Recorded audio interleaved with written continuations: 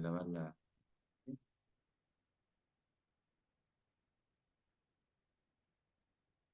Si quieren iniciar prendiendo la cámara los que faltan, por favor. Mientras tanto, voy a poner el observatorio para la asistencia.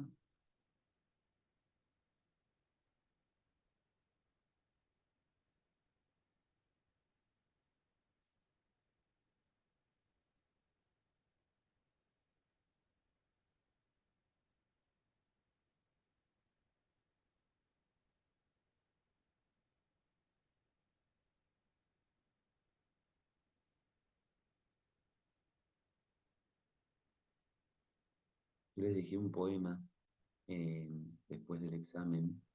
Me parece que es muy lindo y que es de un autor latino, un uruguayo, de Mario Benedetti, que dice lo siguiente: cuando éramos niños. Cuando éramos niños los viejos tenían como 30. Un charco era un océano, la muerte lisa y llana no existía. Luego, cuando muchachos, los viejos eran gente de 40. Un estanque era un océano, la muerte solamente una palabra. Y cuando nos casamos, los ancianos estaban en los 50. Un lago era un océano, la muerte era la muerte de los otros. Ahora veteranos ya le dimos alcance a la verdad. El océano es el fin del océano, pero la muerte empieza a ser la nuestra. Fin de la poesía. Lo que nos marca que las cosas en las que nosotros vemos, que sentimos o que percibimos el mundo está en constante cambio también por nuestra propia impronta. Más allá de las lógicas de ver o no ver, más allá de todas las gestas que nosotros vamos a trabajar el día de hoy, nuestra propia cronología, nuestra propia ancianidad, nuestro propio decrecimiento posterior a que llegamos a la adultez, es un poco quien nos propone eh, observar la vida de forma diferente. Lo largo y extenso puede ser claramente una cuestión terrenal, pero en ese sentido también hay otros valores que pueden ser amplios o menudos, que son los que tenemos que observar. En la historia de un docente sucede lo mismo. Pasan los primeros años de la docencia y todo parece eh, necesario o innecesario según el comportamiento que cada uno tenga. Empiezan a pasar los años y ya ves cómo los contenidos no se acercan tanto al estudiantado o se acercan mucho más que antes. Y solo la cronología misma te va dando la necesidad de transformación. Por eso nosotros decimos que en epistemología y en estudios de la complejidad y en la educación transdisciplinaria, que obligatoriamente tenemos que ir mutando los cuerpos que queremos ser continuamente, pero también tratando de que nuestro cuerpo mute a el cuerpo del estudiante, del estudiantado y el estudiantado de nuestro cuerpo. Esa es una de las posibilidades que tenemos de acercarnos cada vez más a la verdad, que es tan justa y necesaria, sobre todo en el trayecto de la vida académica. En la clase del día de hoy vamos a ver principalmente una teoría que azotó allá hace ya más de 40 años, que se llama la Gestalt. La Gestalt es una perspectiva alemana, es un estudio alemán que tiene una gran cantidad de lemas académicos y que también falta una incompletitud, si se quiere, de sus axiomas que todavía no nos permitieron ser un paradigma, pero que, por ejemplo, en algunos aspectos de la vida, entre ellos digo la cultura empresarial, el marketing, el periodismo, el cine y otros, está constantemente en vilo, porque bueno, hoy se trabaja mucho la cuestión de las percepciones para que el sujeto consuma más. No es esto ninguna novedad para ustedes, ¿no? Hoy, por ejemplo, en la red de redes, en internet, usted hace una búsqueda, o incluso sin hacer una búsqueda por tipeo, ya casi a veces que usted pensamos, ¿no? Me está leyendo la mente y ya algún indicador me está dando lo que quiero sin decirlo. Bueno, todo eso tiene que ver un poco con lo que vamos a ver el día de hoy. Por eso yo les decía desde un principio que esta asignatura es súper atrapante, porque hay un montón de cosas que nos la responde con sus estudios, con sus teorías, y que después nos van a servir para toda nuestra vida académica y profesional. El primer ejemplo que les voy a dar es el cine norteamericano, por allá por la época del 40. Ustedes recuerdan que las proyecciones de cine, bueno, hasta hace poco en realidad, se llamaban películas o film, ¿no? Porque era un film que era una cinta que tenía una secuencia de imágenes en condición de negativo y con una proyección de una luz a una determinada distancia, la proyección de esa luz en cada uno de esas filminas a medida que va avanzando a una velocidad estable, es que se daba el primer cine, ¿no? Y ahí entonces aparecía el sujeto moviéndose, desplazándose. El cine se filmaba en condiciones, no como ahora hay un dron que se filma de arriba, sino que se filmaba con las características convencionales de un teatro, ¿no? Y ahí se iban cambiando los cuadros, y se llamaba el cine cuadro a cuadro. En una película, por la época del 60 aproximadamente, un poquito más avanzado, venían los latones o latas, se lo llamaba acá en América por lo menos, de películas. En esas latas venían las películas y, pues, por ejemplo, no sé, supongamos Godzilla, venía 50 latas para Argentina, 50 latas para, y así una lata para cada uno de los cines, y después se guardaban y se archivaban y quedaban como texto y en algún momento se volvían a poner. Tenían una durabilidad las cintas. Había películas que la mayoría eran, todo se hacía de gama alta en el cine, no había gama baja, pero obviamente como todo estamos hablando que es una cinta, es un plástico, que por la cantidad de químicos, incluso entre ellos metales que tienen que pasar, el oro, por ejemplo, la plata, por ejemplo, tienen que pasar por esa cinta, se iba deteriorando. También tengamos en cuenta que se trabajaba con una presión muy fuerte de luz. Lo que sucede es que entre medio de las películas, para que la gente consuma más, no sé si ustedes van mucho al cine, ahora no se suele hacer mucho. En mi época sí se hacía, hasta los 95, 2000 se hacía mucho. Se paraba la película en la mitad, se ponía un espacio, un par publicitario, y 15 minutos, sobre todo las películas largas, las personas salían afuera y volvían a entrar, entonces consumían, ¿no? Lo que Intervalo. sucede, se sigue haciendo. Y depende de las películas a Ah, veces, ahí va. creo. Igual hace mucho no veo películas con intervalos. Claro, exactamente. Ahí va. Sí, generalmente las largas, ¿no? Las 1 hora y pico. Bueno, Ahora entonces, que duraban 3 horas o 2 horas. bueno, tipo Titanic, entre medio obligatoriamente tiene Y que la haber. última era la Oppenheimer, creo que. Esa creo que ni siquiera hubo, no sé, en los cines. Sí. Bueno, ahora la modernidad ha hecho cambios, ¿no? Pero bueno, en su momento era así. Y lo que sucedió, que es el hecho por el cual les cuento, porque también la gesta alta es muy importante, y que es algo que yo les vengo recitando incluso en todas las conversaciones, que hay un montón de cosas que se nos pasan por acá y no lo vemos, porque es así. Se rompió la cinta. Entonces siempre había una persona arriba, ¿no? Atrás del proyector, que ponía una cinta, lo pegaba, volvía para atrás y volvía la película. Y cuando se rompe la cinta empieza el carrete a dar vuelta, ¿no? Empieza a dar vuelta con el pedazo de cine que faltaba, la película que faltaba. Pero la proyección de la película se queda con la última lámina, el último pedacito. Y era una botella de Coca-Cola. Y era una película que no tiene nada que ver con Coca-Cola, una película convencional, que está detallado ahí la película que es, pero quedó pregnado, quedó en el último visor la última fotopelícula que era una Coca-Cola.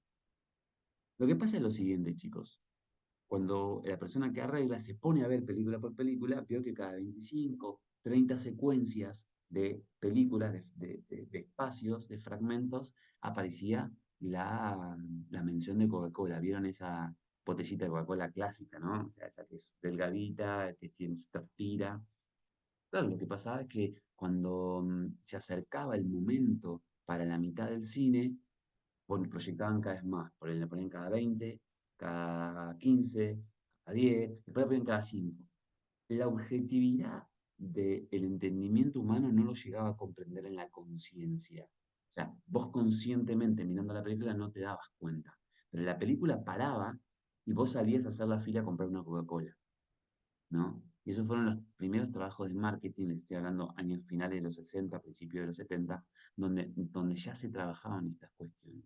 Y esto afirma a la consideración de la gente. Obviamente, el humano en su captación visual puede ver aproximadamente 10 a 12 cuadros por minuto, por segundo, perdón, es lo máximo que llega a ver. Si esa persona se hace experto de la cuestión, llamémoslo un árbitro, por ejemplo, o un árbitro, o una persona que trabaja en el deporte con una apreciación visual, como la gimnasia, como el fútbol, para los fouls, para los nulos, para offside y demás, lo puede duplicar a 20, 25 cuadros por segundo. Es un montón, hay que tener una super experticia.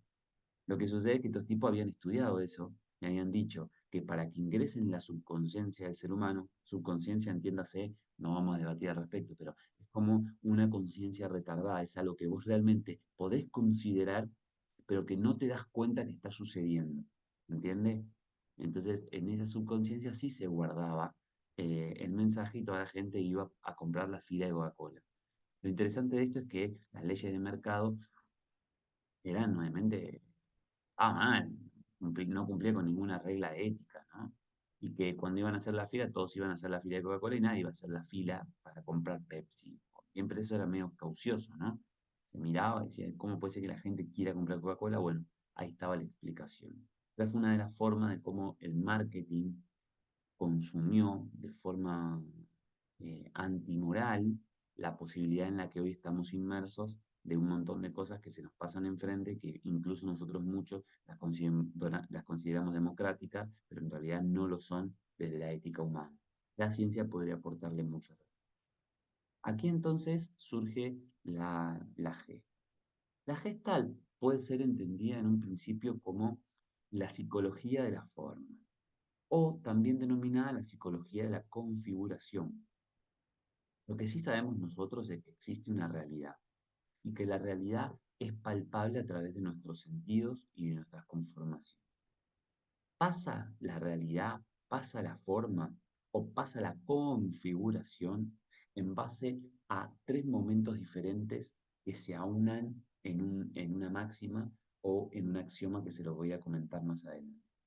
En primer lugar, para que se configure algo en el sujeto, tiene que haber una experiencia. Entonces, vamos a llamar esto entendimiento de una película. Supongamos que nosotros vamos a mirar una película con un veintitantos años que tenemos y la vamos a mirar con un niño de 7 años, un sobrino de ustedes. Obviamente puede que el proceso de concentración de la atención frente a la película sea la misma porque un niño de 7 ya, si le gusta el cine, por ahí se siente atrapado.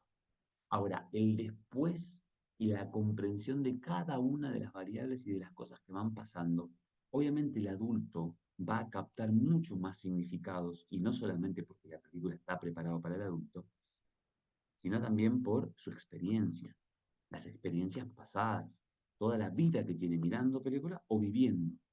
Incluso fíjense que hay películas que ya los mejorcitos de esto han sido Pixar, no sé si conocen la empresa, que también creo que es de Disney ahora, que hacen películas para niños, pero al mismo momento para adultos.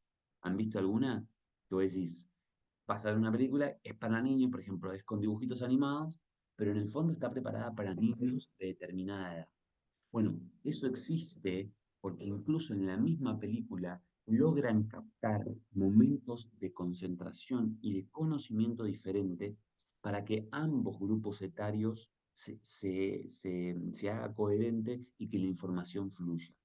Si vos te pones a hablar en un análisis con un niño de 5 o 6 años después de esta película, que está preparado para los dos grupos etarios, obviamente van a entender cosas que no son iguales. Por ahí el nivel de detallado en que observa un adulto no es igual a la de un niño. Aquí también se observa entonces de que la experiencia es importantísima en la forma en la que configuramos nuestras acciones. Las pasiones, por ejemplo, las pasiones que nosotros tenemos, no sé, por ejemplo, ligadas al fútbol, ligadas al deporte, tienen que ver con la experiencia.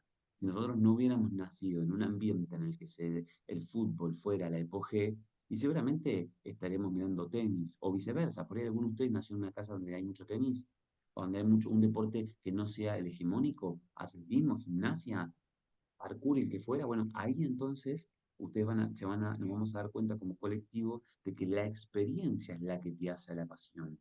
La pasión no es porque, no, yo nací pasional. No, si vos en tu vida naciste en una familia en la que se escucha radio y se escucha muchas radios y seguramente vas a escuchar todos los géneros. Ahora, si vos naciste en una familia donde se escucha solo un género musical, llamémoslo tango, folclore, rock, cualquiera de esos, y seguramente, y te inculcan esa pasión, bueno, la vas a tener, ¿no? Por eso es que todos los barrios de la Argentina que tienen clubes, no sé, pienso en Vélez Sarsfield, pienso en River, en La Boca, en Boedo, en Avellaneda, con dos grandes clubes, siempre están pintados. Y que estén pintados es muy importante, ¿no? Porque ahí es que se da el consenso general. Sí, Luca. Profe, yo tengo una consulta, por ejemplo, en los casos de, no sé, una familia, ¿no? Que es muy futbolera, ¿no? Por ejemplo, padre, madre futboleros, hermanos futboleros, y hay uno de sus hijos que no le gusta para nada el fútbol. Ahí, ¿cómo se explica esto, la experiencia? O sea, si vos te creás, o sea, vos te desarrollás en un ambiente totalmente futbolero, como no salís futbolero. Claro. Claro, Luca, hay totalmente, hay excepciones en las que la gente no pregna por otras variables, pero seguramente hay un condicionamiento social que hace que este niño no pregne eso, digo, no agarre esa pasión. Supongámosle que toda la familia gallina a mil van a la cancha todo, y seguramente va a haber algún suceso, algún amigo o algún amiguito. Yo te lo explico con un ejemplo práctico. En nuestra casa hay un niño de 5 años y somos todos de San Lorenzo, vamos a la cancha siempre, y el otro día vino unos chicos de Rosario, al jardín donde están los niños, y el niño este de 5 años, que es nuestro hijo, nos dice: "No, yo quiero ser de Rosario Central, ya no quiero ser más de Boedo". Y vos imagínate que es un pequeño evento, porque fue el primer día que este niño fue a clase, se entiende que llegó, fue ahora. Entonces, un pequeño evento, por más intrascendental que parezca, también puede generar una gran oleada. Lo que pasa que no todo el mundo capta los pequeños momentos. Generalmente como sociedad tendemos a captar las grandes estructuras. Ahora igual, Luca, vamos a hablar un poquito de esto también cuando hablemos de complejidad aplicada a las pequeñas cosas. Bueno, después de la experiencia, otro valor que se encapsula a este primero es la percepción. Chicos, no todos percibimos lo mismo. Incluso no todos percibimos de la misma forma la temperatura. La experiencia en cuanto a nosotros percibamos la temperatura tiene que ver con nuestra realidad. Si hay gente acá, por ejemplo, que vive en un lugar de la República Argentina que es tendentemente frío durante todo el año, y la sensación del calor cuando esté va a ser mucho mayor que alguien que esté acostumbrado a un clima convencional o a un clima cálido. Y así sucesivamente con su contrariedad. Una persona va a empezar, que vive en el clima cálido va a sentir mucho más frío que una persona que vive en un espacio frío. Por tanto, la percepción se ancla a la experiencia. Los órganos de la percepción no son bajo ningún concepto meramente genéticos. ¿Se entiende, chicos? No depende del arco del ojo, no depende del reflejo de la piel, no depende de la mera observación, depende de cómo nosotros experienciemos esa percepción. Por eso, por ejemplo, un árbitro, pensemos en fútbol, un árbitro que recién está iniciando, pero que es perfecto, es muy bueno y demás, no se lo envía a los partidos más decisivos. ¿Por qué? Porque no tiene experiencia, resuelve los problemas en base a sus percepciones cuando las situaciones están tranquilas. Por eso tampoco suelen promover árbitros de la B a la primera. El árbitro de la B está continuamente sacando tarjetas, está expulsando gente, y eso no se da en primera división, en nuestro fútbol por lo menos, ¿no? Fíjense que eso tiene que ver con la experiencia. Por eso nosotros desde la interpretación corpórea de la educación necesitamos espacios lindos donde se eduque la gente. Las primeras infancias tienen que ser cuidadas, porque es ahí donde el niño entonces abre el abanico de oportunidades que después va a cerrar en base a su propuesta, en base a su familia, en base a la realidad compleja que viva. Pero los primeros entornos tienen que ser bellos, tienen que ser amigables, tienen que ser con ricos olores, tienen que ser con sonidos proclives a poder estar tranquilos, tiene que estar todo en armonía. La primera infancia es eso. Por eso hay derechos de los niños, ¿no? Porque la experiencia es la madre de las percepciones.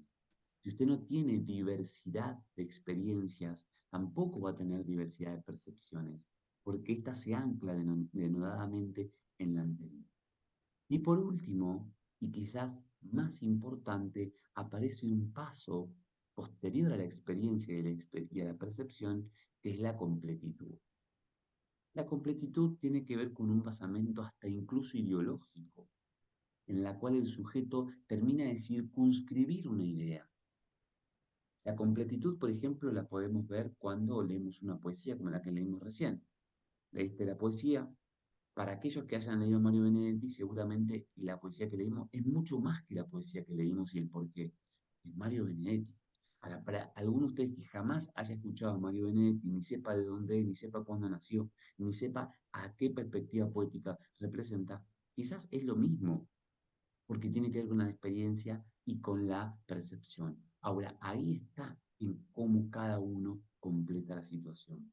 Por eso es que la educación cada vez más va hacia terrenos donde se pueda terminar el aprendizaje y no donde se abren muchas puertas. Abrir muchas puertas del conocimiento y del saber es bueno. Ahora, cerrar esas puertas y completar el vínculo que existe con el conocimiento, sea académico, sea filosófico, sea del doxa o convencional, es mucho más importante. Ahora la pregunta es, ¿quién o qué órgano nuestro completa la situación? ¿No? A ver, la pasión. Uno dice, bueno, la pasión viene de la experiencia, viene de la forma en la que percibís, nuestros órganos. Bueno, pero ¿quién completa para que pase lo que dice Luca o que pase lo que pasa mayoritariamente? Y se produzca una persona altamente fanática o una persona contraria a ese fanático. ¿Qué o qué órganos completan esa situación? Bueno, y aquí viene la mención de el entusiasmo sobre la forma en la que los sujetos vemos el mundo. Vemos de la vista, ¿no? No observamos, sino vemos el mundo. La vista capta a veces hasta el 80% de la información en la que un sujeto vive. No tener visión no implica que ese conocimiento no va a ser incorporado al sujeto, pero sí que va a ser más lento, o por lo menos que va a necesitar de otra expertise. Nuestros sentidos más íntimos y nuestros sentidos más externos se van agudizando a través de la permeabilidad que nosotros le damos al hecho gozoso. Si nosotros nos acostumbramos continuamente entonces a ver y incrementar todo o confiar en lo que nosotros vemos, cruel identidad del empirista, ¿no? Si no lo veo, no lo quiero. ¿Recuerdan del dragón que escupe fuego por la boca, ¿no? Le estamos dando una posibilidad muy grande a la vista, que es muy Quiero buena. avisarles, después les voy a avisar uno por uno, que la actividad del salvamento acuático, Y ahí, el salvamento acuático. Ahí silencié a alguien que está escuchando a mi amiga Fernanda, ¿no? Usted tiene a Fernanda, ¿no? Sí, sí, esa voz era de Fer, pero no sé. Hay alguien que debe estar estudiando, está con nosotros para tomarse, ¿no? La asistencia, pero está escuchando a Fer. Seguimos entonces. En este sentido, si nosotros le damos la posibilidad a la vista que solamente observe la realidad y captar la información, es muy bueno. Pero recordemos Profe, también, disculpe, se le escucha muy bajito, me a parece. mí, voy a Sí, gritar más. Perdóname, ahí sí me escuchas porque bien. yo me tuve que poner los auriculares y aún se escucha bajito. ¿Y ahora se escucha bien? Bueno, perdón, si estaba hablando despacito yo. Perdón. Bueno, entonces voy a gritar un poquito más. Si nosotros le damos solo la oportunidad a la visión de entender la realidad, chicos, recordemos que la audición va a quedar más abnegada, totalmente abnegada. ¿Y el olfato? Hay un equipo, usted, por ejemplo, que eligió el olfato y eligió el tacto. Y yo les pregunté, ¿no? Que me pareció una buena decisión porque en ningún momento dije yo que tenía que ser uno sobre otro. Pero después le terminé preguntando en la reflexión y digo, ¿realmente el tacto y el olfato, ustedes se lo pudieron disminuir? ¿O ustedes pudieron hacer algo? ¿O qué influencia tiene esos dos sentidos para algo que es necesariamente cognitivo? Seguramente es determinante, pero dentro de esa determinancia dudo que pueda predominar más información que otra, salvo que sepan braille, ¿no? Y que tengan que leer a través del braille. Entonces, en ese sentido, ¿qué hacemos? Agudizamos un sentido, pero discriminamos otro. Vuelvo y repito, cuando agudizamos un sentido, discriminamos otro. Por eso, por ejemplo, es muy importante que en las clases de educación física no solo se tiendan los juegos a ser percibidos por la visión. ¿Dónde están las cosquillas en las clases de educación física? ¿Dónde están los frasquitos para que los sujetos sepan lo que es un olor ácido, de lo que es un olor de frutas, de lo que es un olor de azúcar, de lo que es un olor de sal? Porque la sal también tiene olor, no sé si ustedes la olieron alguna vez. No solo tiene sabor, la sal tiene olor.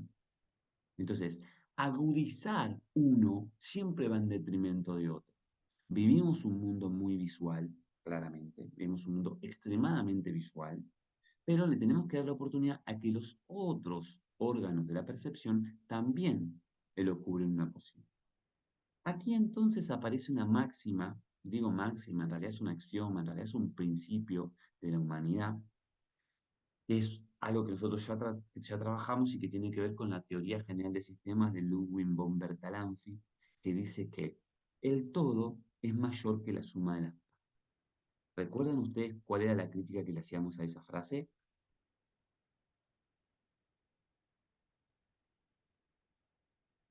Aquí es que nos vamos a dar cuenta fuertemente de eso. El todo es más que la suma de las partes. ¿Qué es lo que está mal ahí?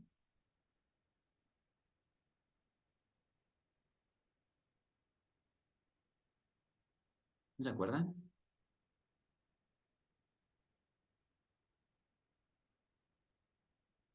¿Nadie se acuerda? Sí, ¿No era, profe, que las distintas partes era la sumatoria del todo o algo así? La habíamos cambiado, me acuerdo.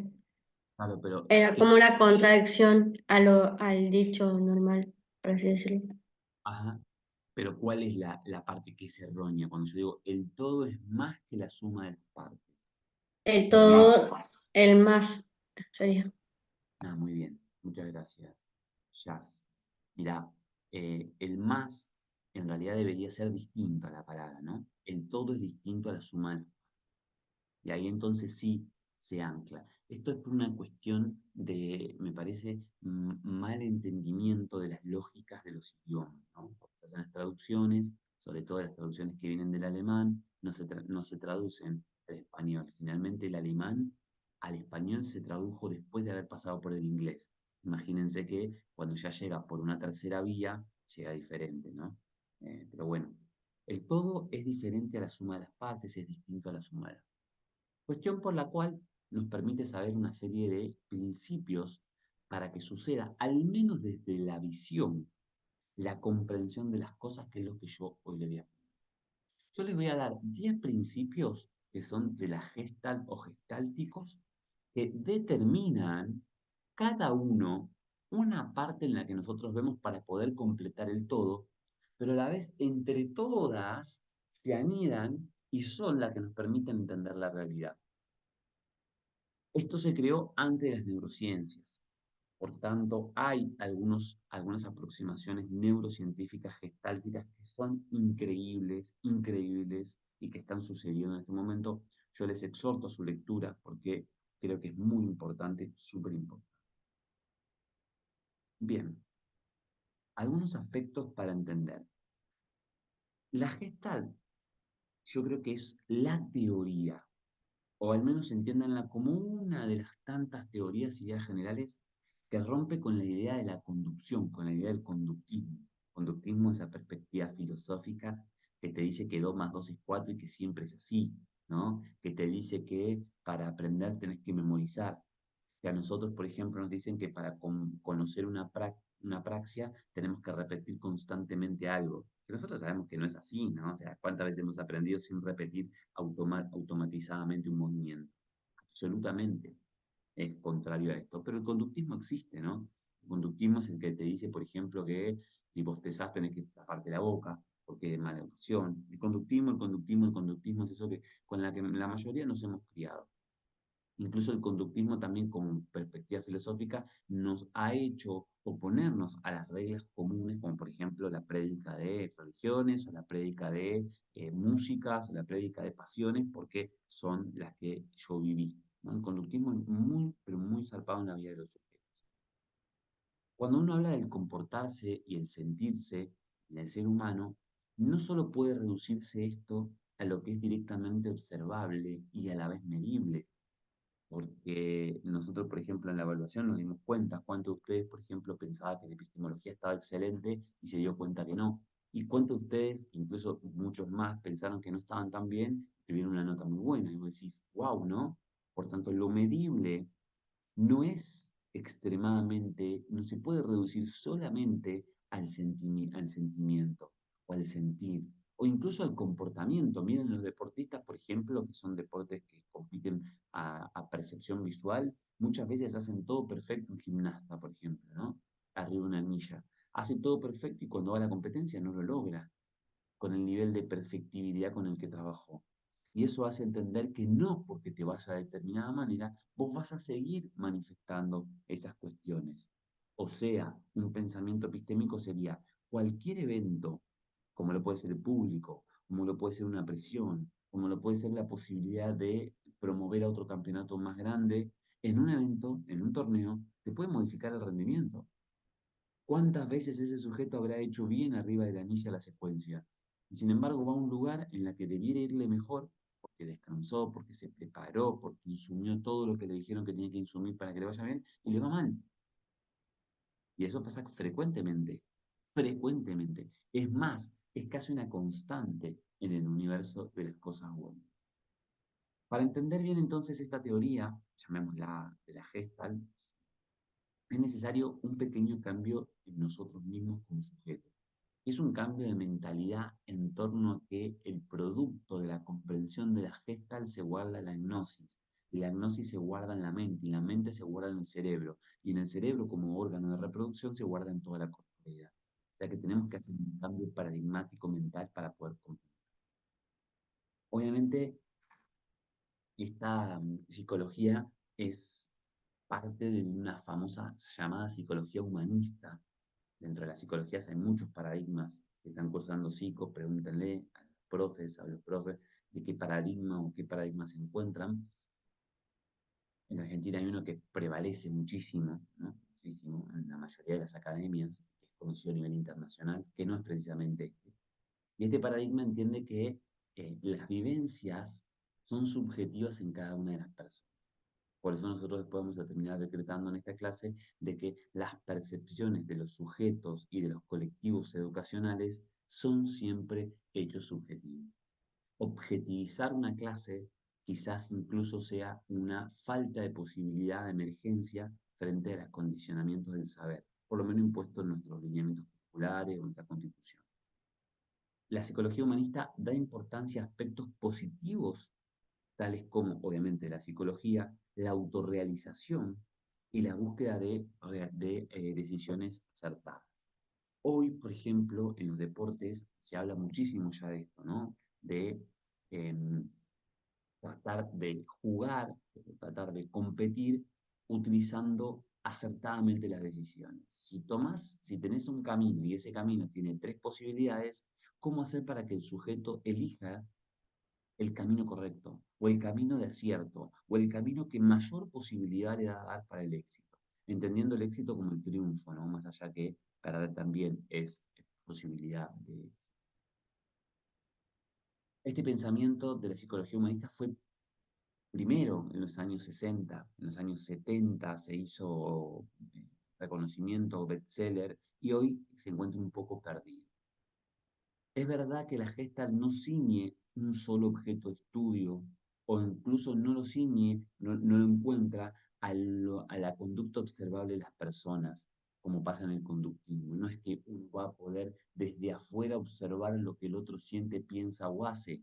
No, no, no, no. Lo que el sujeto piensa, por eso el psicólogo psicoanalista en Argentina se demora un tiempo escuchándole, el psicólogo humanista se demora incluso mucho tiempo más. Pero el psicólogo conductista te hace tres preguntas y te dice, vos sos tanto, tenés que hacer esto y tenés que hacer aquello. o necesitas tiempo para tratar de entender la realidad que el sujeto está padeciendo, viviendo, sintiendo, que no siempre uno va al psicólogo para solucionar. Según estos autores y autoras, que son considerados como los gestálticos, todos creamos en nuestra mente imágenes más o menos coherentes sobre nosotros y lo que nos rodea, ¿no? Fin de la expresión. Todos nosotros creamos ideas, decimos, coherentes de lo que nos rodea, incluso en torno al condicionamiento de la belleza humana, la belleza estética. No sé si alguien ha tenido la oportunidad de viajar a otros horizontes, a otras tierras lejanas, pero cuando uno viaja, sobre todo lugares donde no frecuenta mucho el saber siquiera de la televisión, llamémoslo África, ¿no? O Asia, Oceanía, uno va a ver que los sujetos tienden a querer o a tratar de permanecer en un espacio estético que no es el que nosotros pregonamos. Y uno dice, ¿cómo puede ser que si son los mismos ojos, que le guste más esto que aquello, o que le guste determinada figura más que otra? Bueno, eso tiene que ver con esta cuestión. Cuando vos no permaneces, no te haces. Recuerden que en la primera clase yo les dije, si un niño se acostumbra a que su familia le dice que es lindo, que es atractivo, que es bueno, que todas las acciones que está desarrollando las está haciendo bien, el niño tiende a quererse. Cuando este sujeto se lo llama la piel de Judas, cuando este sujeto se le dice, te portaste mal, agarró un florero y entró en la cabeza, cuando se ensaña en regañar al niño por las acciones que hace, ese niño incluso se lo está rematando para que no se pueda incorporar a la sociedad de una forma loable o estética. Todo tiene que ver con la forma en la que nosotros entendemos las imágenes que nos rodean y las imágenes que hacemos. Pero estas imágenes no son una unión de una secuencia de información como el film que yo recién les comenté. Tienen que ver con cómo uno siente cada uno de esos procesos que se van anidando en el saber humano. Tal como Gestalt implica la palabra forma, Gestalt en inglés significa forma, representa el proceso de la percepción de la realidad. Imagínense que para que esto suceda, se tuvo que hacer una serie de investigaciones que duraron muchísimos años, más de 20 años, para saber cómo los seres humanos interpretamos la realidad. Que es la principal pregunta que se plantea la Gestalt, ¿no? Si la realidad es lo que es, ¿cómo el sujeto sabe incorporar eso que es a su realidad y poder, en sintonía con su impronta, batallar en el mundo de la vida? A veces nosotros incluso decimos desde la complejidad que por cada acción que tomamos no solamente tenemos que hablar entre los seres humanos, también deberíamos hablar entre los restos de los animales, de las especies. Incluso hay muchas culturas, o sea, muchas, pero que son muy pocas a relación del mundo, pero son muchas, en fin, que respetan al 100% los animales y ni siquiera matan los insectos. Hay una cultura muy fuerte que viene empoderada hoy, por ejemplo, en Latinoamérica del veganismo, que no mata siquiera a ninguna persona. Vieron que uno tiene una araña en su cama y la mata, porque dice, uy, mira si me pica, ¿no? Hay comunidades que no matan, porque para matar un insecto incluso tenés que valorar una impronta centrista en la cual evaluás que vos sos más importante que él, o con esta sensación de que el otro no siente, el otro no padece, incluso las plantas. Hay un montón de casas que se están haciendo alrededor de plantas o plantas que están dentro de las casas para no modificar la secuencia que la naturaleza dio. No sé si han visto propuestas como esta, pero son muy inteligentes, parece como muy, muy de hippie, pero no, no es solamente para el hippismo, es para la realidad consciente. ¿Por qué modificar la estructura de otros cuando nosotros todavía no tenemos los códigos para comunicarnos con esos otros? ¿Y por qué incluso utilizar o tener, no sé, en el caso mío, por ejemplo, que tengo un pájaro ante una jaula, ¿no? Que he hecho más lacerante, aún sabiendo que los pájaros sienten, ¿no? Y tenerlo entre una jaula de, creo que son 20 centímetros por 30 centímetros. Tenemos que aprender a comunicarnos con las otras especies vivas, menos, ¿no? O sea, después el tema de las piedras y demás será otro foco. Tomar decisiones sobre ellas, sobre la interpretación de la realidad, en base a todas las formas y figuras mentales que vamos creando, se produce sin darnos cuenta. O sea, nadie analiza realmente lo que sucede cuando ves un cine 3D, no te puedes analizar, porque es algo que nosotros mucho no estamos acostumbrados a ver, no te puedes mucho analizar por qué, el valor, el magenta, el cian, la distancia del lente, la distancia que hay de un lado, el clímax que se generó, la película, con qué cantidad de secuencias fotopelículas está dada. Sencillamente lo ves, porque el cerebro tiende a adaptarse a un montón de elementos. En fin, la Gestalt se centra en dar explicaciones acerca de nuestra manera de percibir las cosas y tomar decisiones a partir de las formas en las que nosotros consideramos el saber. A la vez también niega que existe un todo perceptivo, que esté compuesto por un conjunto de datos que van llegando a nuestro cuerpo. Repito, la Gestalt se opone a la visión de que exista un todo y que ese todo en la percepción de los sujetos identifica a las mayorías. Incluso no solo que lo niega, sino que explica la contrariedad de este producto, pues propone que lo que nosotros experimentemos es más suma y adición, aditivismo de formas de partes, y que por lo tanto existe como un todo una figura que solo puede ser considerada entera por cada uno de los sujetos que la analicen. Ahora vamos a ver una serie de ejemplos que posiblemente les interese muchísimo, de figuras y de imágenes. Otras consideraciones.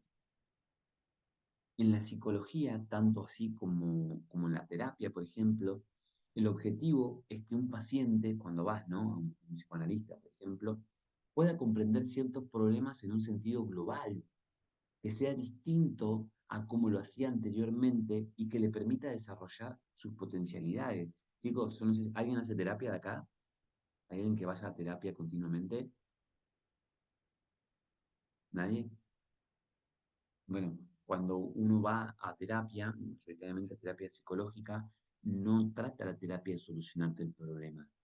Terapia, y que esa es una pregunta que nosotros siempre hacemos, las terapias tratan de que vos mires, Ayudarte, ¿perdón? de que te den otra mirada, que te den Exactamente, otra mirada, o sea, de lo que vos, problema que estás teniendo. exactamente.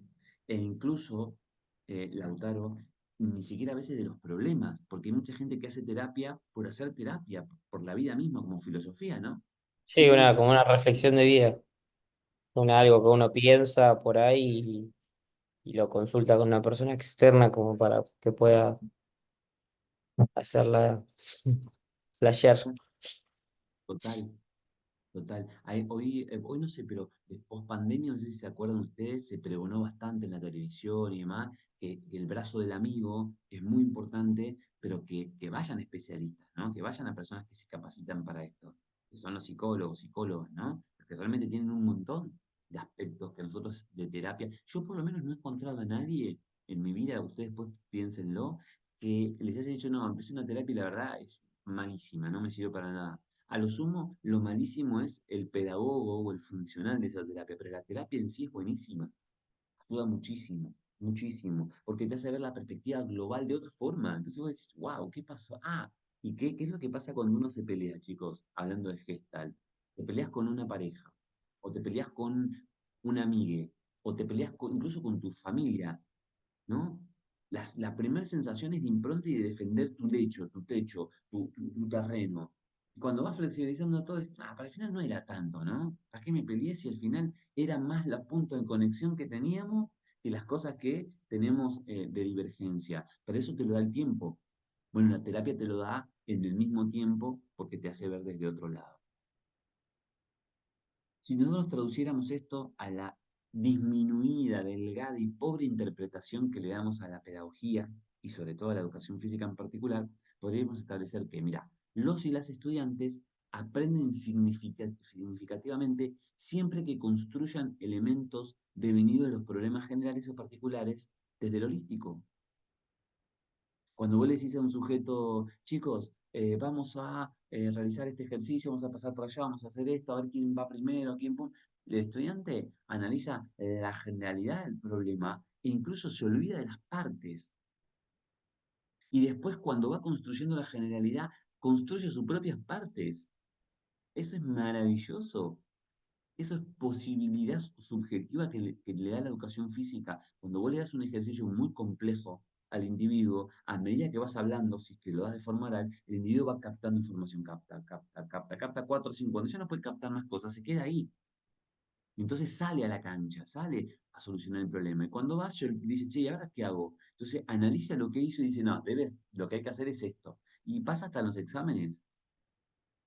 Yo apelo a que en los míos no pase tanto, pero en los exámenes, ¿cuántas veces nos pasa, chicos, que vamos a hacer un examen y entendemos el primer punto y cuando llegamos al último punto decimos, che, está bien lo que estoy haciendo? O sea, si ni siquiera entiendo la consigna, ¿no? O sea, ¿qué me está pasando? Bueno, se ha perdido la concentración o se ha perdido la riqueza de la construcción de evaluaciones para que se comprenda a nivel completo. Hay una máxima que sigue en la Gestalt y la voy a leer, permiso a la cita, que dice: no es necesario centrarse en las piezas de las que parecen estar formadas nuestras figuras mentales acerca de cualquier cosa para solucionar un conflicto o adoptar una mentalidad más útil, sino que lo que hay que procurar es alcanzar una comprensión estructural nueva de lo que ocurre. Fin de la cita. Poco parecido, ¿no? Poco parecido figura esto a la estructura de la revolución científica. Fíjense, hay que alcanzar una comprensión estructural nueva de lo que ocurre. Pero ¿quién construye eso nuevo? Si no el cerebro del sujeto que aprende, sino la corporidad del sujeto que aprende. En contraposición a esto, todos nosotros que estamos aquí en este colectivo, cuando estamos ante un desafío difícil, nos posicionamos. Pensemos en el partido de ayer un poco, chicos. ¿Lo vieron? La mayoría lo vio el partido de ayer a las 3 de la tarde. Y lo vieron, muchos lo vieron y no tenían a alguien deseo de que ganara. O sea, alguien lo vio diciendo lo voy a ver por ver. Yo lo dije, lo voy a ver por ver. Bien, bien, joya. ¿Solo vos, nadie más? ¿El resto todos querían que gane uno u otro?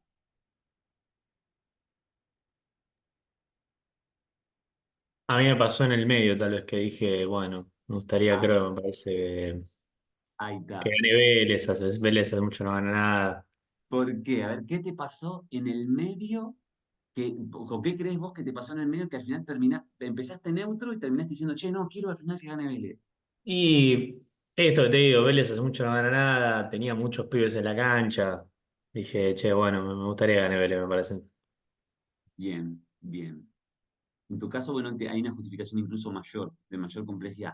Pero para los más mortales, como el resto de los que estamos acá, incluso yo, seguramente queríamos que gane Vélez porque empezó perdiendo.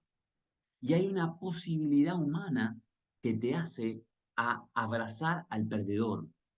Decir, uy, ¿por qué pierde él? No me importa, voy a mirar fútbol y al final te terminás posicionando. ¿Qué te hace a la posición? Tu posición te la hace el ser humano. Y el ser humano es bueno por excelencia, el ser humano porque es biológico, ¿no? Lo que sucede es que incluso vos lo potenciás con un montón de otras cosas y terminás decidiendo en el transcurso de la vida. Hay un montón de personas que dejan la carrera, en el youth me pasó mucho con chicos brillantes, que han pasado el primer año y yo decía, este pibe en menos de 4 años termina la carrera porque era brillante, y a los 2 años de carrera dice, un día en el pasillo me dice, profe, no voy a seguir más, me voy a cambiar a la carrera. Digo, pero ¿cómo hiciste 2 años de la carrera? ¿Cuántas saca? No, bueno, pero en el medio me di cuenta que, y se dio cuenta que no era lo que buscaba. Qué increíble es que los sujetos tengamos la capacidad de, en medio de la producción intelectual o práctica, poder también definirnos. No sé si van a la cancha ustedes, pero si van a la cancha les debe pasar que a veces están viendo el partido, porque uno el partido en la casa lo ve en el sillón o en una silla con la familia que más o menos sabe cómo piensa o con un amigo. Pero cuando se va a la cancha que escuchás a otros lo que dicen, lo que sienten, y vos te pones a tu casa y decís, ¿cómo puede ser que este tipo que estaba al lado mío entendió todo esto que yo nunca entendí? ¿No? Y dice, no, no lo pongas a tal persona, no, lo puso de vuelta a este que rota. Y vos decís, pero ¿cómo si yo también vi los partidos que vio y yo no lo analicé de esa manera? Vuelvo y repito, la forma estructural en la que el sujeto interpreta el mundo debe comprenderse desde una nueva forma y no desde lo que estamos acostumbrados, que es la oposición. Lo sanguíneo, lo humano, es posicionarte en uno o en otro, y si lo dejas neutral, que un pequeño evento se haga grande y te termines posicionando. Eso es lo normal. Ahora, lo interesante es, por ejemplo, lo que hizo Felipe, decir, che, mira, la verdad no tenía pensado, pero mira, entraron un montón de pibes, el club no gana nada hace un montón de tiempo, pim, pim, o lo contrario con lo que otro había ganado, que la camiseta decía campeón del mundo, decidiste no es campeón. Bueno, y ahí entonces murió entre medio, ¿no? Murió una figura, uno de los mejores entrenadores que ha tenido. Pasaron un montón de cosas en un ratito de tiempo para que nuestra decisión para con ese juego fuera diferente. Les pido permiso ahora entonces para compartir algunas cosas que me parece que desde la visión es muy importante.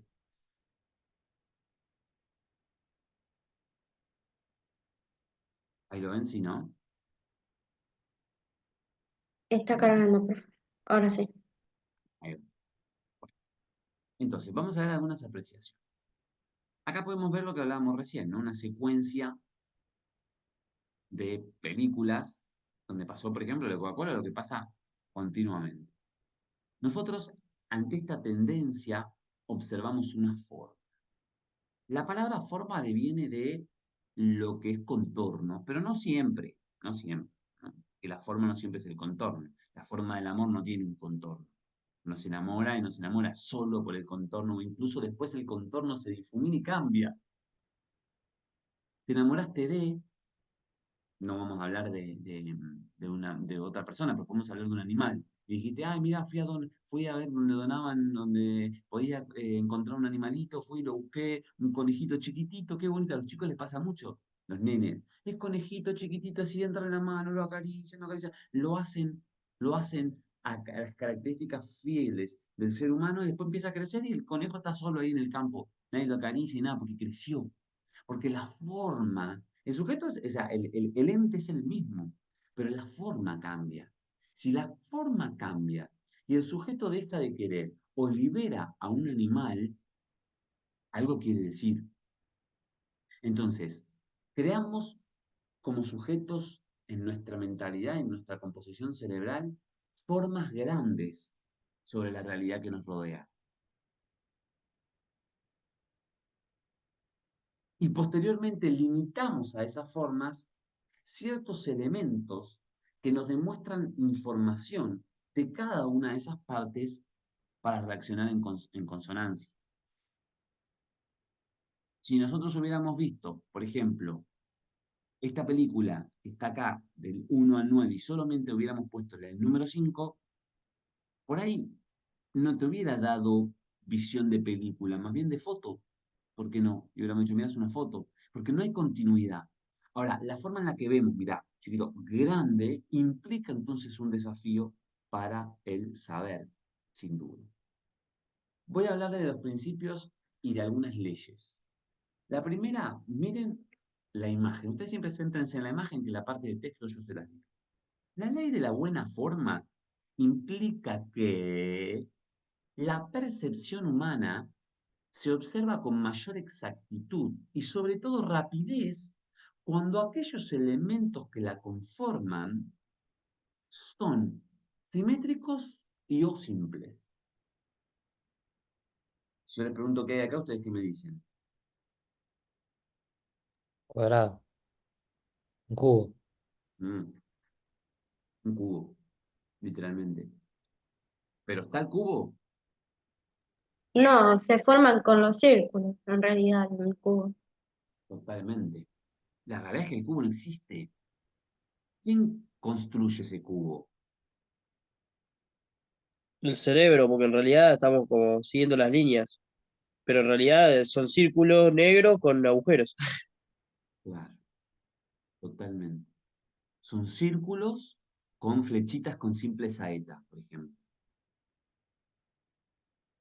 ¿Cómo hace el cerebro para completar eso? E incluso descentralizar lo otro, que es lo que existe.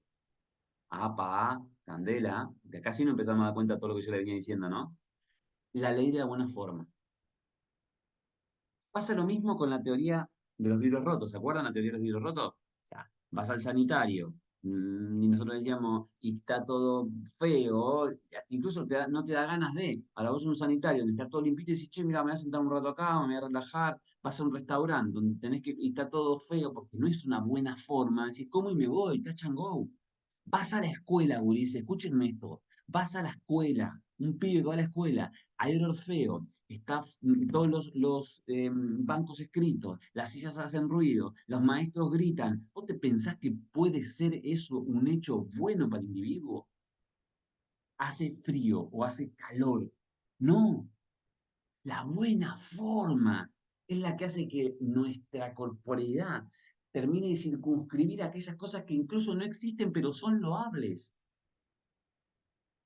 a la sociedad. Piensen ustedes que estamos hablando solamente de la percepción visual. Bueno, ¿no? ¿Cuánto más podemos seguir redescubriendo de otras cosas? Miren esta imagen. Principio. Un principio es una regularidad que en consonancia con otras regularidades hacen que el sistema fluya. Los principios del entrenamiento deportivo, por ejemplo, no es que, decir, unidad de las cargas, aumento progresivo y gradual de las cargas. No, no, no es que o haces uno o haces otro. No, no, flaco, o sea, significa que si entrenás, si vos estás entrenando, tenés que dar todos los principios. Entonces, esos principios hacen a una ley general que es la que yo les leí recién. Los principios de la Gestalt alteran que todos funcionan anidados. ¿Y qué ven acá ustedes? ¿Qué vemos? Una cara con sombrero. Ajá, si le tuvieras que poner un nombre a alguien que se anima a poner un nombre a esto, Un Una villano. espía. un villano, un bandolero, depende de la edad cronológica que tengamos y la cantidad de cosas que hayamos visto, es que le das un poquito más de significado. Si no, también puede ser una mujer con un gorro. Eso es lo que es. Ah, En realidad es un sombrero y un brasier y una prenda íntima, ¿no? Femenina. mm. Eso es lo que es. Pero cuando vos lo miraste, Gaspar, no era eso. No me digas que viste el brasier, incluso hasta ni siquiera vimos el No, sombrero. no. Antes del sombrero, vemos la forma. Esto tiene que ver con la semejanza, chicos, con la semejanza. En las percepciones distintas a esto también sucede. Por ejemplo, no quiero dirimirme siempre al amor, pero en el pedagogo, cuando vos tenés un profe de educación física que te gusta la forma en la que trabaja, los ejercicios que hace, ¿no? Como estudiante. O tenés un profe que te gusta, y decís, oh, mirá cómo habla, mirá cómo hace y demás. Y después tenés otro que replica esas formas, a vos te empieza a gustar, decir, mira qué peor porque es parecido al otro. No es que te guste la forma de porque no lo entendés, no lo conocés, no lo viste todavía, no pasó ni siquiera una clase de 2 horas, pero vos ya tenés cierto cariño, cierta empatía, porque la semejanza del sujeto hace que hay estímulos que son similares y que por tanto reproducen tanto su tamaño, su peso, su cosmovisión, sus lógicas, y que tienden a ser observados como una totalidad. Principio de semejanza. Vayan pensando ejemplos, porque una de las actividades que tenemos es trabajar ejemplos de tal. Otro de los principios se llama proximidad. O sea, el agrupamiento parcial o secuencial de todos aquellos elementos que suceden y que pasan en nuestra mente se aplican a través de una distancia. Aspectos que se ven más grandes están más cercas, ¿no? Aspectos que se ven más chiquitos están más lejos, porque así funciona el mundo, así funciona la vista. Vos te das cuenta cuando vas manejando que un auto se está acercando a vos porque lo ves cada vez más grande. Pero cuando vos lo veías en la carretera ya a 2 kilómetros que viste la luz, viste un puntito. No era un puntito, era un auto con un peso de 3.000 kilos. Pero te das cuenta cuando lo tenés cerca, porque, eso se llama proximidad. Tendemos a percibir juntos aquellos elementos próximos en el tiempo y en el espacio. Acá, por ejemplo, nosotros vamos a ver la línea de un ojo, ¿no? O sea, el delineamiento de un ojo. Todos los puntos están en primer plano. Pero fíjense que los del iris, que los que están más por encima, que los de la pigmentación, no los dejan conformar a través de el tamaño que tienen esos puntos. Son también estructuras que se utilizan mucho en la pintura. No sé si alguno de ustedes dibuja o pinta. Se utilizan mucho porque son leyes convencionales para darle la impronta al primer plano. Generalmente uno pinta o escribe en primer plano. Principio de la proximidad. Simetría. Miren la imagen.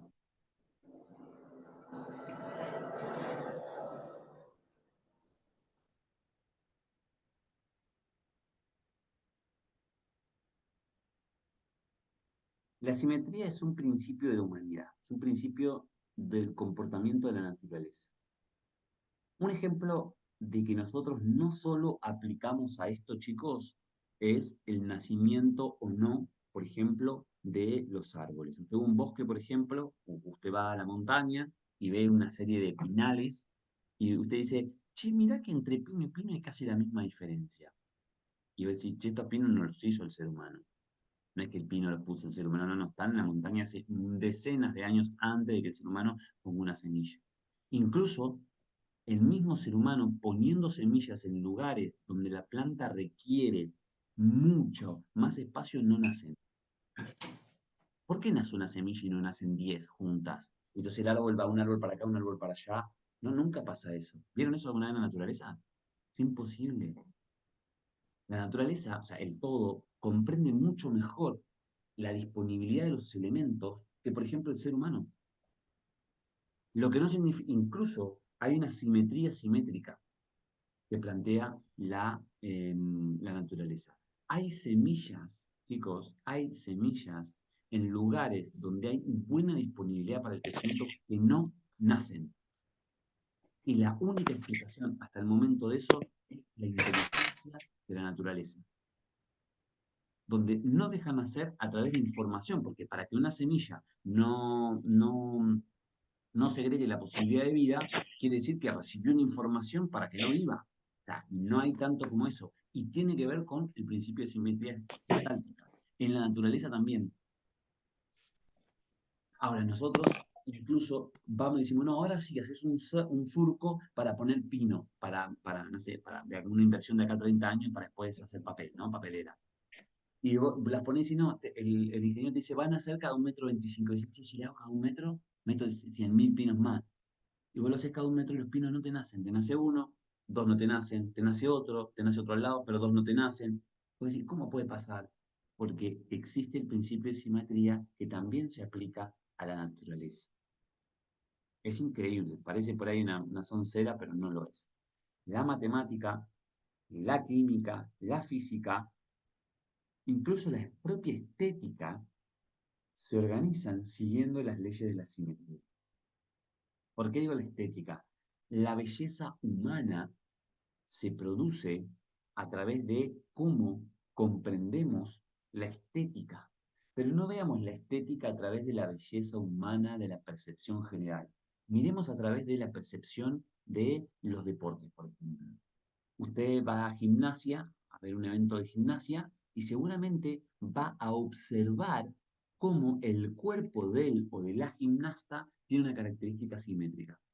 Todo aquel que se salga de la simetría no gusta. Usted va a esgrima y va a un campeonato y observa, el que se sale de la simetría, de las regularidades generales, no gusta. El deportista de fútbol, que es más bien muy lungo o es muy bien, muy morfo, no gusta. Pero no gusta no porque no gusta, no gusta porque se aleja a la simetría de la generalidad. Ahí la mercadotecnia, ¡buf!, se ha hecho un avance sustancioso. Otro principio, que es el principio de continuidad. Miren la imagen. Ustedes dedíquense a mirar la imagen y por algo las pusimos, ¿no? Todos los detalles que mantienen un determinado patrón o una dirección singular tienden a que el sujeto los vea de forma agrupada, o sea, junto, por eso el principio de la continuidad, como parte de un modelo, entendiendo a este que es una representación abstracta de una realidad. O sea, nosotros como individuos percibimos los elementos continuos, aunque estos estén interrumpidos entre sí. Yo les digo, pasa también con otros elementos que no son visuales como la música. En la música, compañeros, hay un espacio que se llama pausa entre tempo, ¿no? Entre cada uno de los tempos, que son los más importantes para que el sujeto comprenda lo que está escuchando. Y no así el son de la música, del valor que se le da a los hechos musicales. El tiempo y la forma entre que un momento, perdón, el tempo, que es la figura entre que un movimiento y otro de la música suceden, es el que te permite que el sujeto la comprenda con mayor o menor voracidad.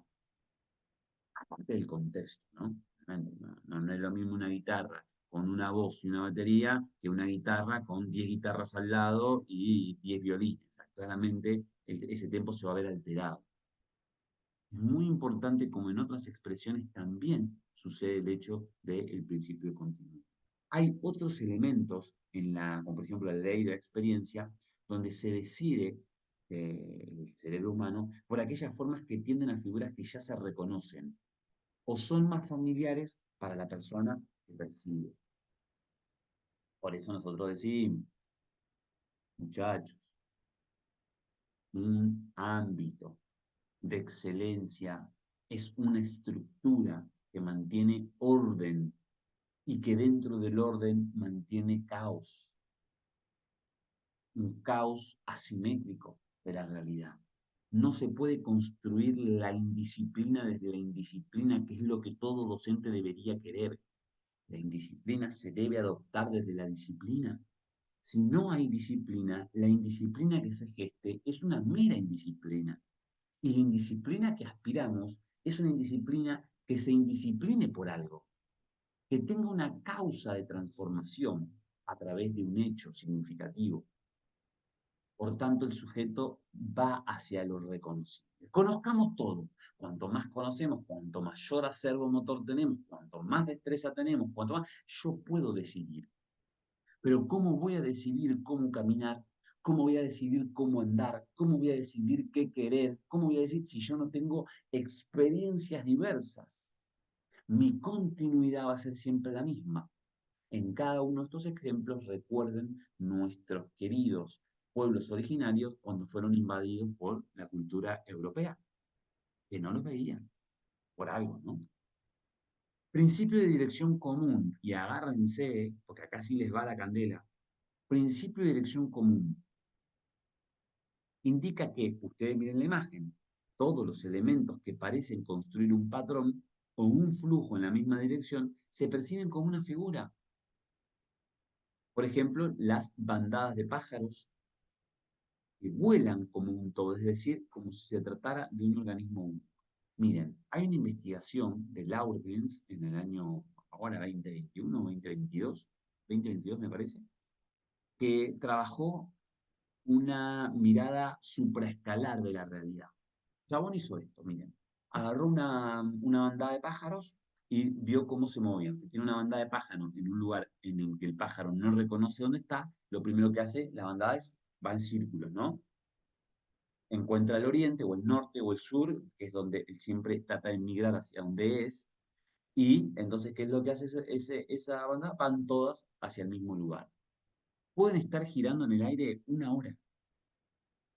Las decisiones que suceden en los cerebros de estos animales es increíble, incluso pero tan lejano que en los textos bíblicos o en los textos antiguos nosotros tenemos historias sobre las palomas mensajeras, ¿no? Aquí reflota una idea de este autor y dijo, ¿qué pasará a otra escala que no sea la escala de la mera paloma o del mero grupo de aves? Y dijo, voy a mirar hacia una mirada terrenal. Una paloma gira así, con un montón de palomas al lado. Cuando vos te vas por encima de esa paloma, ese grupo de paloma es una paloma. Y todos los grupos de palomas que existen en su alrededor, por lo menos entre 6 y 8 kilómetros a la redonda, tienden a girar de la misma forma. ¿Entienden lo que les estoy diciendo? Es increíble lo que les estoy diciendo. Eso quiere decir que cuando usted ve a un grupo de palomas girar, es porque otros grupos de aves están girando de la misma forma en su regularidad. Pasa lo mismo cuando usted agarra un helecho Te agarra un helecho, una planta de helecho, ¿no? Y le saca una rama, la pones y la mirás y decís, che, pero si esta es la planta de helecho. Y decís, bueno, le saco otra ramita, la pongo acá, mirá, pero si esta es la planta de helecho. Y hasta que agarras una hoja y decís, che, loco, esto es una planta de helecho. Resguarda la misma semejanza de dirección común. Nosotros, cuidado, no necesitamos ver el todo para encontrar la realidad de un estudiante. Con ver una parte y analizarla pormenorizadamente también podremos ver, porque su dirección común va a ser siempre la misma. Ahí atañe nuestra inteligencia humana como profesor, como profesor. Otro principio, simplicidad, uno de los recientemente descubiertos, de los últimos que se descubrió. Esa es una propaganda de una empresa de gomas, ¿no? De neumáticos, de Goodyear. ¿La han visto en algún momento? Sí.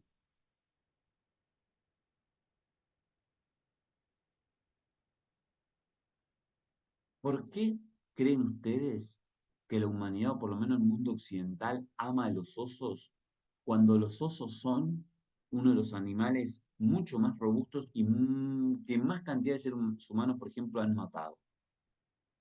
Imposible de domesticarnos. ¿Por qué a los peluches le decimos ositos? ¿Qué creen?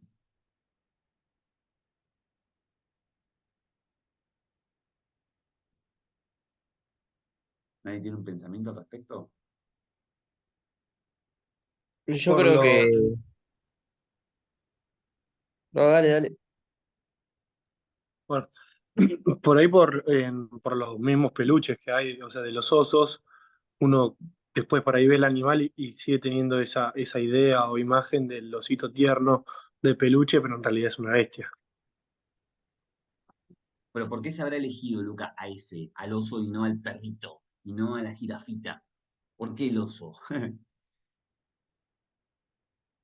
Ah, no, no, eso no lo pensé, eso no lo pensé. Profe, Ajá. yo creo que, ponele en el caso de los osos panda, que se diferencian de los demás osos, es porque tienen como, son traviesos, tienen, como que están todo el día, o sea, tienen otro tipo de energía, digamos, no son los osos que están activos todo el tiempo, entonces uno ve un oso panda y el oso panda es abrazable, que con el cuerpo que tiene, que son traviesos, que están todo el tiempo, si vos ves un video de cómo están, no sé, en zoológicos o en lugares así, están todo el tiempo al borde de matarse por la travesura que hacen. Mm. Entonces creo que por ahí eso es como que puede generarte eh, cierto rasgo de ternura, ¿entendés? Porque como que son inocentes. Mm. Ahí va. O sea, todos estos animales, incluyo también el conejo, ¿no? El conejito, ¿no? Tenemos chocolate de conejitos. Son todos animales que tienden a tener formas simples. No tienen, por ejemplo, rastas en el pelo, no tienen pinches, no hay puercoespín, por ejemplo, de peluches, porque son distintos.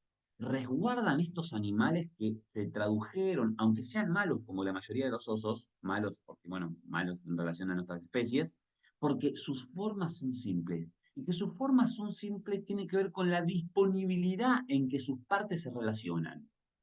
Cuerpito, algodonable, manitos pequeñas, patitas un poquito más grandes, peludas. Lo peludo no hace daño, no hay grandes garras, y si hay grandes garras están tapadas. O sea, se sigue una secuencia de rasgos simples, sin iguales, que tiende a la buena forma. Miren la imagen, ¿no? Es un oso. ¿Por qué es un oso? Porque está así, con ganas de abrazarlo. Pero es una tendencia impuesta desde las lógicas del consumo. No tiene que ver con la realidad, ¿no? No tiene que ver con la realidad. Yo no les conté, pero justo el día anterior a que nosotros hicimos el examen, estuve leyendo una serie de papers, siempre trato de trabajar los días domingos, eso, leer papers, leer lo que más uno más pueda, y encontré un paper de un español, amigo de los sesudos españoles de la educación física, que hicieron una investigación de 600 niños en toda España, en todo el terreno español, en la cual observaban que ya los niños de 0 a 3 años muestran a través del uso de los celulares y de las pantallas. Ay, ¿cómo se llama? Ayúdenme que me olvidé. Este nombre, cuando uno necesita las drogas, de la dependencia de las drogas, ¿cómo es que se llama ese nombre? Pero bueno, ¿Cómo? Adicción, No, otro nombre, más así, sí, como que droga dependiente, no. eh, Ah, se me fue. Bueno, ahora cuando me salga se los voy a decir. Si ustedes tienen algún sinónimo, me lo tiran también. Que demuestran necesidad de esa droga y que es una droga, ¿no? Que es el celular y que ya están modificando los comportamientos de los niños. Por ejemplo, después de la investigación, que está buenísima, después se las cuelgo para que la vean. Una de las conclusiones era, los niños no pueden dormir más de 3 horas seguidas. Lo mismo que un drogadicto. Un drogadicto se le va la adicción, ¿no? Y ya pues, quiere ir de vuelta a invertir, por tanto no duermen. Uno de los problemas de las muertes de los drogadictos es porque no descansan. Una de las conclusiones increíbles, chico, que un niño de 3 años no duerma cuando un niño de 3 años, 2 años, duerme 8 o 10 horas seguidas. Porque el cansancio es tan extremo después de haber venido de un nacimiento en un medio acoso que necesita dormir 8 y por ahí vos lo ves dormir, dormir, dormir, que vos lo tenés que levantar, el pediatra te dice, levantalo, dale de comer y que siga durmiendo. Cada 3 horas se levanta. Una conclusión increíble. Esto tiene que ver con las formas en las que nos hacen observar, sobre todo YouTube, por ejemplo, no responsabilidad de YouTube, ¿no? Pero de las cosas que se cuelgan en esos soportes, que los niños tienen una alta atracción, pero muy fuerte atracción, que después los hace dependientes de esa realidad. Y eso tiene que ver con las formas que ellos ven. Y siempre fíjense que tienden a cosas simples, pero también se tienden a cosas que no son tan simples, pero que se hacen ver como simples. Oso, Goodyear. Supermercado, compras. No es simple ir a un supermercado, chicos, para nosotros adultos. Vamos a un supermercado y te enfrentás a un montón de cosas. El valor que tenés, el valor que tenés. Pero estos niños te hacen que el supermercado es simple. ¿No lo vieron ese dibujito que miran los niños de 0 a 3 años? Que va un niño que compra, que agarra y mete en el changuito. Nunca muestra el valor de las cosas. Agarra las cosas que quiere. Entonces el niño, segunda conclusión de la investigación esta de estos autores, amigos de Blasque Sánchez, de Liner, de Linneo, de todos estos sesudos, dice, los niños tienden a hacer a comportamientos en sus casas de acciones que uno no está acostumbrado a realizar. Entonces el niño va, prende, decir, no prenda, no, pero si se prende, utiliza todo como un espacio, como un principio de simplicidad, porque está acostumbrado a pregnar esa visión. Recomendación de la investigación, no usen hasta los 3 años los niños los celulares. Prohibido utilizar los celulares. Si ustedes tienen niños en sus casas, tienen niños que pueden recomendar después que les cuelgue esta investigación, no utilicemos eso, porque está transformando las lógicas de la comprensión que no sabemos qué es lo que va a pasar de acá a 10, 15 años, ¿no? Muy, pero muy importante cuando somos observadores de los deportes, el principio de la relación figura-fondo. Usted ve un Cádiz, ahí por ejemplo, o usted ve dos sujetos que por ejemplo están por darse un beso. ¿Qué ves? Yo veo dos sujetos. Ajá. Pero después viste el Cádiz, ¿o no? La copa. Si nosotros vemos que el fondo es lo negro, sobresale lo blanco. Si nosotros nos empoderamos en que lo negro está acá y lo blanco está allá, sobresale. ¿Qué sobresale? Aquello que esté más cerca, aquello que tenga más potencia. Por eso, para esta relación figura-fondo, determina pura y exclusivamente de la experiencia previa que tenga el observador. Cuando nosotros hacemos observaciones, fíjense que ninguno de ustedes va a dar bueno, ahora ya están en cuarto año, ¿no? Pero cuando hicieron sus primeras prácticas, ¿qué pasaba? Ustedes no iban a trabajar y dijeron, bueno, tomen, este grupo lo tiene usted. No, primero fuiste a observar. ¿Por qué fuiste a observar? Porque cuando vos observás, observás con mayor detenimiento. Observás cosas que en el tenor de la acción no podrías observar.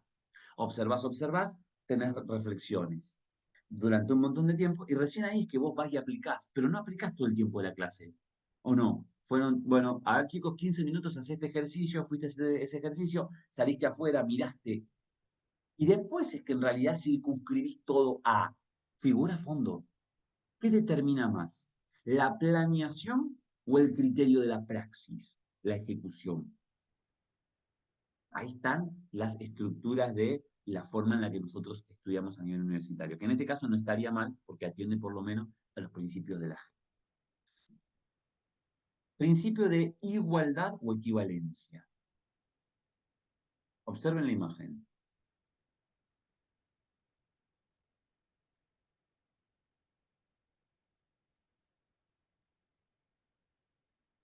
Cuando hay grupos que no manifiestan equidad en sus singularidades, el mismo cerebro tiende a separarlos, aunque estos sean mismos o miembros de una comunidad.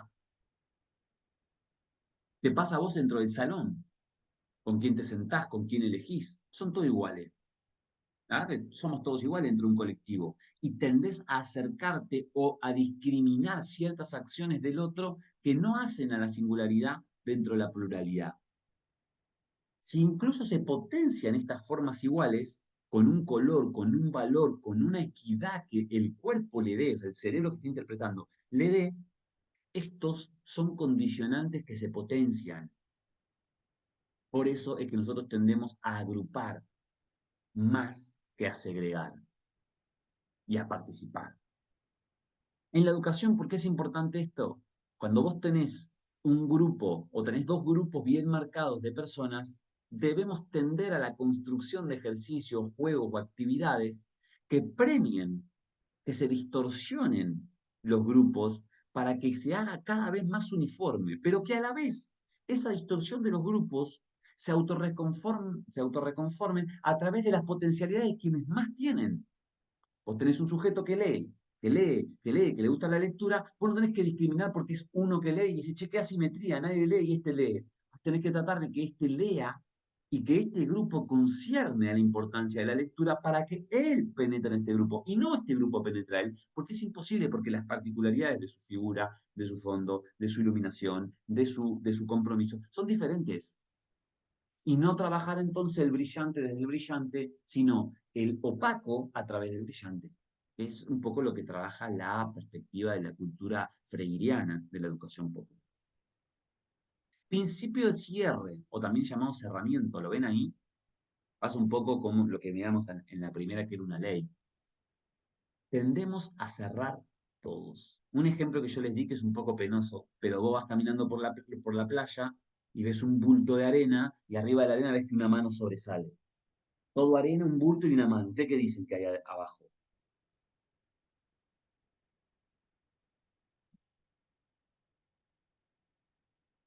Alguien enterrado. Un fiambre, dijo un estudiante el otro día. Alguien enterrado, sin duda. Pero está, decían, ¿vos lo viste? No, pero está ahí. Seguramente porque vos cerraste la información. La penetración visual del comportamiento de algo que sabemos que puede suceder, sucede. Ahora, por ahí vos vas y es un muñequito y la ola misma, o sea, sería una incasualidad. La realidad es que cuando hay una pila de arena, una pila de cosas que sobresalen, pero solo se distingue un elemento, vos ya tomás partido. Chicos, cerramiento de un jugador que ingresa a la cancha y tiene su primera acción mal. Olvídense de la experiencia.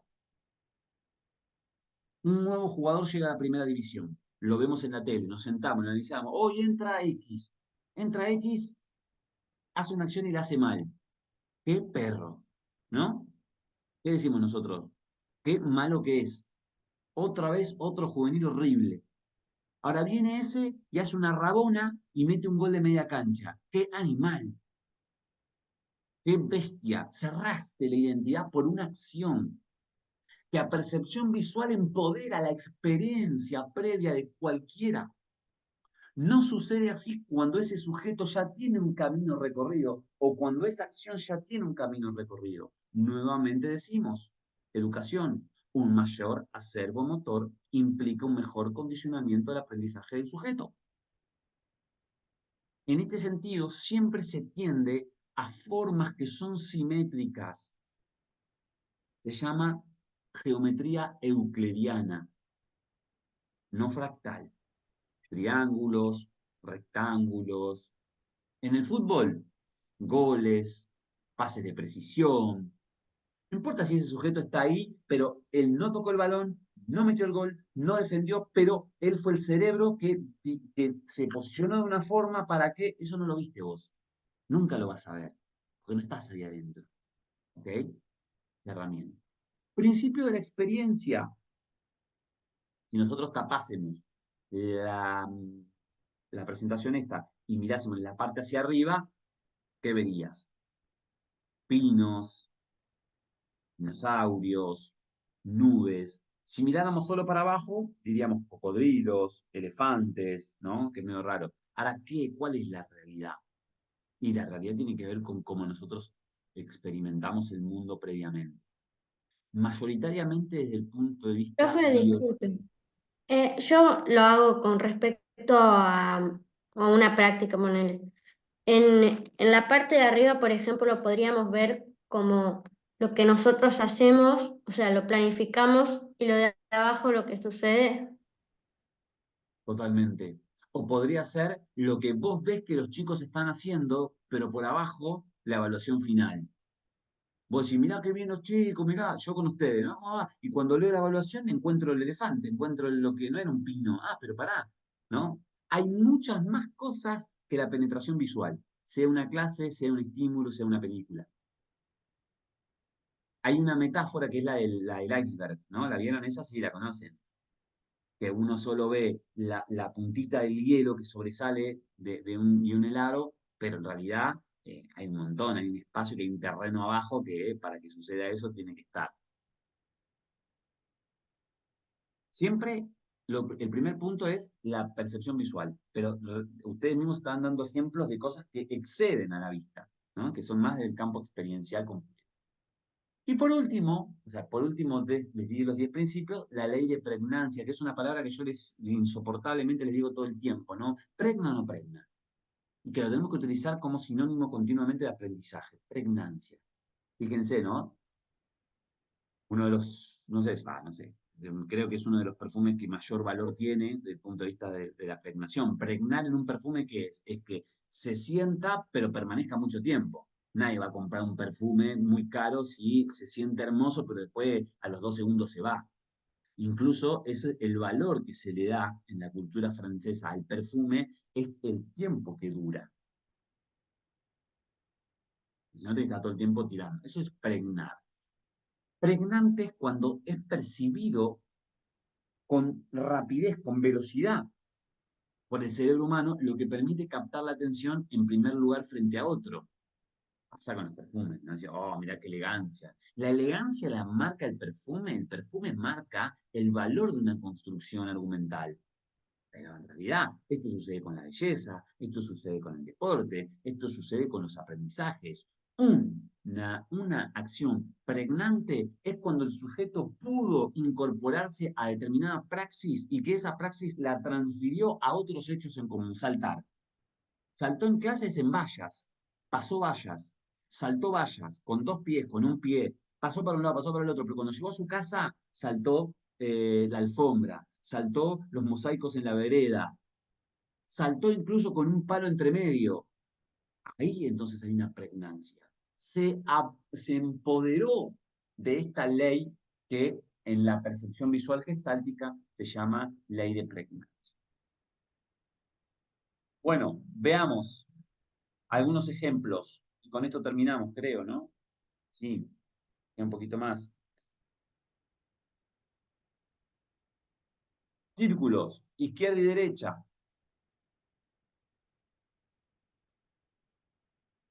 Si no estuvieran las líneas, no nos daríamos cuenta, pero ahora sí porque están las líneas rojas.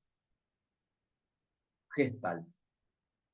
Si un círculo está acompañado de círculos mucho más grandes, el círculo se hace mucho más pequeño. Si el círculo es grande y está acompañado de círculos pequeños, ese círculo se hace aún más grande en la percepción visual, pero en realidad tienen el mismo valor por lo menos de tamaño, en su tamaño. ¿Estamos de acuerdo con eso? Reflexión para pensar acá, chicos, se habla mucho de la inclusión, ¿no? Inclusión del sujeto. Cuando uno incluye, por ejemplo, una persona con discapacidad mental o con una discapacidad auditiva o con una discapacidad funcional de cualquiera de las discapacidades existentes en una colegiatura convencional, ¿qué pasará? ¿Cuáles son las experiencias que nos permiten entender que eso puede ser producente para ese sujeto y para el resto del colectivo? ¿Se agudizará la discapacidad en el mero tenor visual, ¿eh? ¿O podremos nosotros con experiencias pedagógicas lograr que eso no se agudice y que incluso se disminuya frente a un colectivo? Es un desafío muy grande, ¿eh? Súper grande. Y lo van a ver cuando por primera vez ustedes vengan y digan, profe, ¿qué tal? Recuerda que en ese grupo está fulano, fulana, que tiene, y vos decís, epa, y empezás a hacer Yo ejercicio y creo no, que es muy difícil, o sea, más que nada porque no tenemos una experiencia, ponerle el día de mañana, ponerle que nunca trabajamos con una discapacidad y de repente agarrás, qué sé yo, una escuela y te dice, mira, fulano y fulana, uno tiene algo y el otro tiene el otro. Y vos ahí, ¿cómo haces para que sea parte también de esa clase? Porque hay muchas veces que esta inclusión no termina siendo inclusión. total, es evidente, es evidente. Por eso tenemos que pregnar experiencias que permitan, ¿no? Redistribuir las lógicas de los ejercicios y que tu planificación ya no sea entonces para los círculos similares, sea para todos. Y es un re desafío, es un re desafío. Incluso es un re desafío en tomarle una evaluación a una persona con dislexia. Literalmente se los digo, muchachos. O sea, preparar un parcial hace a la inteligencia humana y que nosotros tenemos que tener alta capacidad, pero hace a un momento de mucha más creatividad cuando nosotros empezamos a trabajar con las famosas redes distribuidas de roles, la famosa asimetría. Bien, otro, observaos, ¿es una espiral?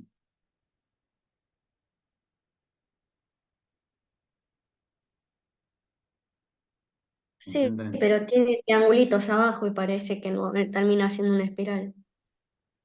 claro. Claramente siempre todo lo que les ponga va a ser contrario a lo que, a lo que dice, ¿no? Pero si ustedes miran ahí, miren, les marqué 2 líneas nada más, no es una espiral. Son círculos que cada vez son más pequeños, pero no es espiralado, cíclico, helicoidal, ascendente o descendente. Eso tiene que ver con cómo nuestro cerebro interpreta la realidad. Dice que hay un fondo, ¿por qué? Porque hay figuras más pequeñas. Dice que ese fondo es el círculo que está más atrás, ¿por qué? Por el color que tiene, por el valor que le da la impronta mental, pero no es así. Miran, pongan su mirada en el punto negro central. Quédense ahí la mayor cantidad de tiempo posible y verán cómo esa parte gris desaparece, poco a poco.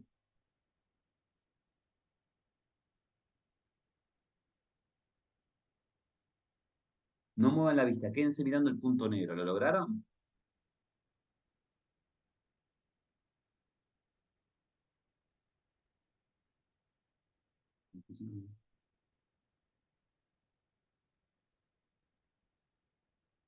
¿Lo lograron, chicos? Sí, Sí. profe. Sí, sí. Increíble, ¿no?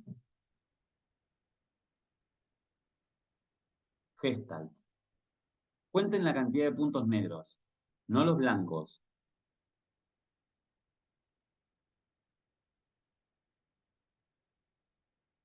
Imposible, ¿no? Posible. Cuéntenme su experiencia. ¿Qué te pasa a vos, Lautaro, cuando querés contarnos? Veo, cuando voy a buscar el punto negro, se me aparece blanco. Increíble, ¿no?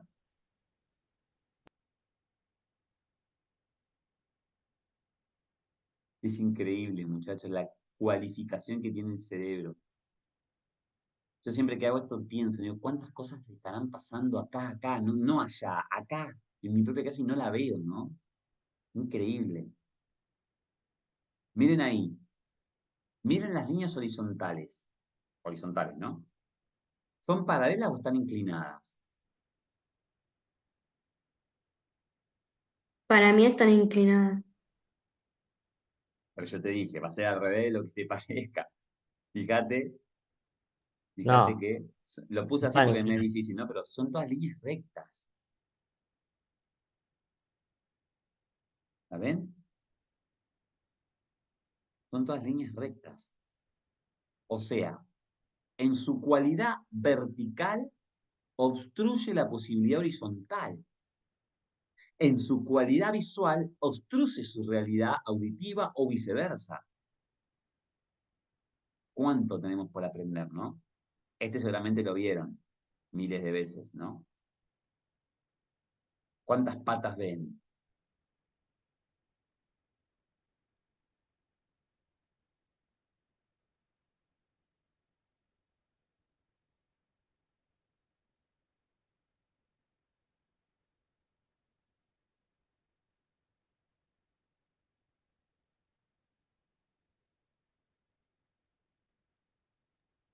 Profe, en Sí, esta imagen depende cómo mires el elefante, o sea, cómo cuentes vos las patas. Porque, por ejemplo, si vas de arriba hacia abajo, vas a ver que el elefante tiene, como por naturaleza, 4 patas.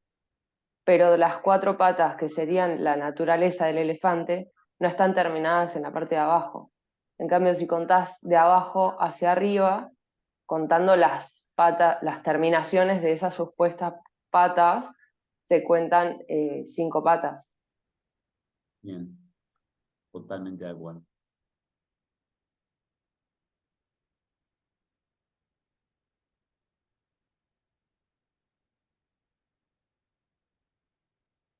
Totalmente. ¿Y esta?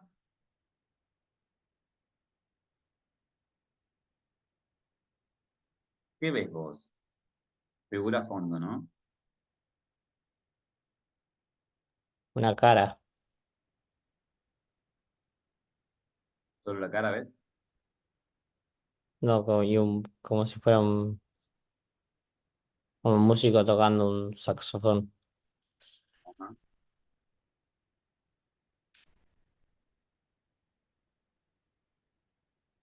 Muy bien. Y acá ya para el flasheo, ¿no? Uh, Me va a quedar re loco la mañana. Maravilloso. Fíjense cómo se mueve lo que no se mueve, ¿no? Cómo el cerebro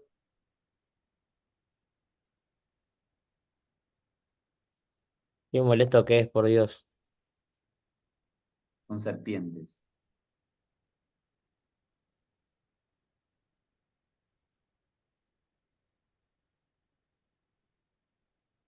Bueno,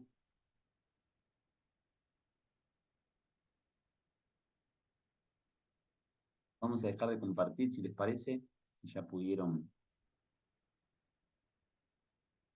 adscribirnos a estas teorías tan importantes.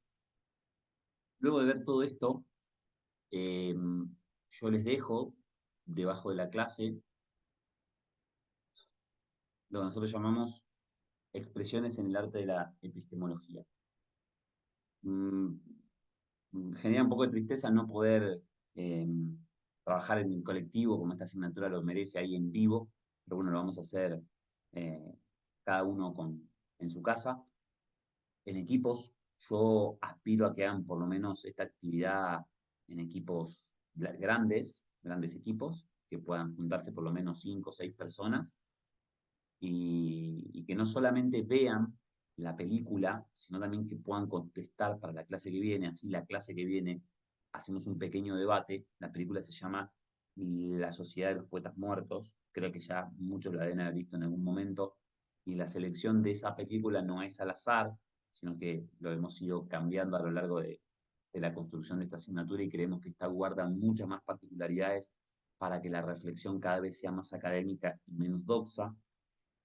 que podamos empoderarnos a través de que el arte también es importante en la contemplación de la academia. Ustedes pueden ver la película en algún on demand, en muchos on demand están cargadas, hasta el año pasado estaba en Netflix, creo que ya no está más. Está en Star Plus. En Star Plus está buenísimo. Acabo de Bueno, fijarme. muy buen dato, si alguien tiene, genial. Y si hay uno de cada uno de los grupos que tiene, pues invitará al compañero a verlo en su casa. En su defecto yo la grabé y bueno, no tiene muy buena calidad, sobre todo auditiva. Si la ven por el drive que yo les paso, que está libre, la van a ver con menor calidad, pero bueno, por lo menos la van a poder ver. Y aspiramos a que construyamos los grupos, ¿les parece 5 personas? ¿La ven? ¿5 está bien? Bueno, yo ahora voy a subir un foro para que ustedes antes de la clase tiren por cada 5 personas con los nombres de los 5 las respuestas a estas preguntas, que son preguntas que parecen incluso filosóficas, pero que hay que tratar de responderlas en son a cada uno de los contenidos que nosotros fuimos trabajando, ¿no? Por ejemplo, dice, reflexión en 2 carillas sobre la frase carpe diem en la apuesta fílmica. ¿No? No basta solamente con decir, bueno, carpe diem es lo que dice Google que es carpe diem, ¿no? Sino, bueno, ¿por qué carpe diem en la película? ¿Qué representa eso en la totalidad?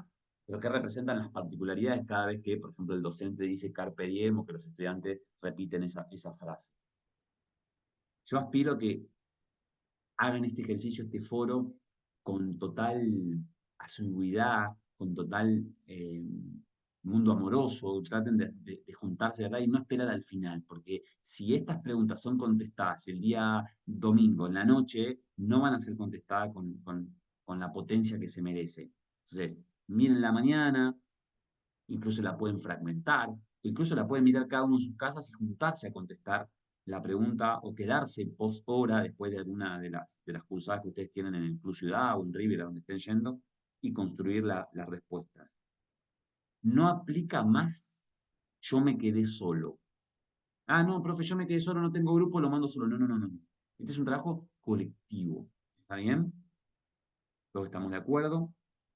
Porque en colectividad vamos a poder discernir entre lo que uno ve y lo que otro ve, e incluso lo que vemos todos como colectivo posterior a cada uno de los grupos, que es a lo que aspiramos. Todo el mundo ve una clase y dice, che, qué buena clase, digo tal profe. Bueno, pero seguramente habrá personas que dicen, che, no me gustó tanto. ¿Por qué? ¿Qué viste que yo no vi? ¿Qué sentiste que yo no sentí? ¿Qué incomodidad te generó? A eso es que le queremos aplicar. Es casi Es la de una... Robin Williams, ¿no? Sí, es la de Robbie Williams, que es docente.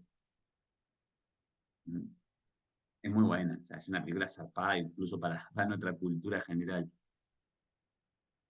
Uno de los estudiantes el año pasado, no proyectamos esta película, proyectamos otra. El año pasado proyectamos esta película y uno de los chicos nos contó la historia de Robbie Williams. Incluso él se suicida y demás, o sea, incluso posterior a la película se pueden hacer interpretaciones, ¿no? Del actor en base a sus problemáticas funcionales cerebrales. Bueno, yo les subo el foro ahora, los voy a dejar ahí en un foro. Tienen tiempo, desde ya les digo, hasta el día domingo de subirla, sí, cuando puedan antes, mucho mejor para que lo vayamos viendo. No van a ver la contestación del resto de los compañeros hasta que ustedes no apliquen la suya, para que no haya ningún conflicto. Sí, se puede hacer de a 3, yo prefiero 5, pero si ustedes dicen, no, bueno, quedamos 3, lo hacen los 3, lo envían y la clase que viene entonces vamos a trabajar las reflexiones generales y ya nos disponemos a arrancar la otra unidad. ¿Alguna pregunta, alguna consideración de la Gestalt?